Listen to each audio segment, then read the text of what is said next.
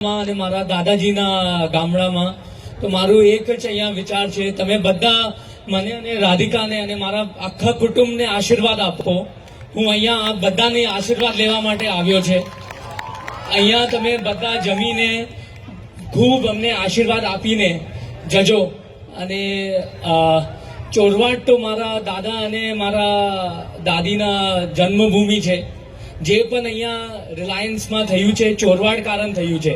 દાદાજી ચોરવાડના છે અને મારું અહીંયા મારું એક વિચાર આવ્યું કે એક ધીરુભાઈ ચોરવાડથી ઊભો થયો તો અહીંયા આ ગામથી 10 ધીરુભાઈ ઊભા થવું જોઈએ, આવું મારું વિચાર છે.